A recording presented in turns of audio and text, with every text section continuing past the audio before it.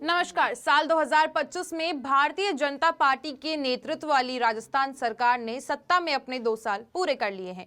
इन 2 वर्षों में सरकार के फैसलों ने जहां विकास और सुधार की बात की, वहीं कई निर्णय को लेकर सियासी और सामाजिक बहस भी तेज रही थी।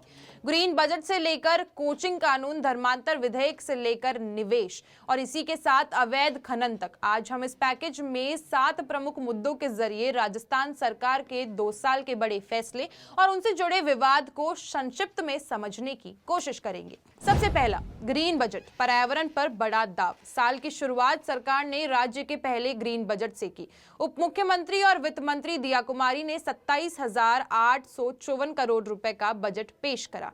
इसमें जलवायु परिवर्तन से निपटने की योजना, 10 करोड़ पौधे लगाने का लक्ष्य, प्राकृतिक खेती का बढ़ावा और गांव-गांव जल संरक्षण संरचनाओं का वादा किया था। हालांकि अरावली पहाड़ी की ऊंचाई को लेकर नई परिभाषा पर पर्यावरणविदों ने सवाल खड़े किए और अवैध खनन के रास्ते खुलने की आशंका भी जताई। दूसरा पहलू, कोटा के छात्रों के लिए सख्त कानून। छात्र आत्महत्याओं के बढ़ते मामलों के बीच सरकार ने कोचिंग सेंटर नियंत्रण एवं विनियम विधेयक 2025 पास किया। इस कानून के तहत कोचिंग संस्थानों पर कड़ी निगरानी, 2 स्तरीय मॉनिटरिंग सिस्टम और नियम तोड़ने पर 5 लाख रुपए तक का जुर्माना प्रावधान किया गया था। सरकार का दावा है कि इससे छात्रों पर मानसिक दबाव कम होगा। इसी के साथ तीसरा पॉइंट, धर्मांतरण कानून पर सियासी घमासान। सितंबर में विधानसभा ने धर्मांतरण निषेध विधेयक 2025 को मंजूरी दी। कानून जबरन, धोखा या शादी के बहाने धर्म परिवर्तन पर सख्त सजा का प्रावधान करता है, यहां तक कि उम्र कैद भी। लेकिन विपक्षी दल कांग्रेस और भारत आदिवासी पार्टी ने इसे धार्मिक स्वतंत्रता पर हमला बताया था। चौथा, नकली खाद बीज पर कार्रवाई हुई। कृषि मंत्री किरोड़ीलाल मीणा के नेतृत्व में नकली खाद और बीज बनाने वालों के खिलाफ बड़ी कार्रवाई हुई।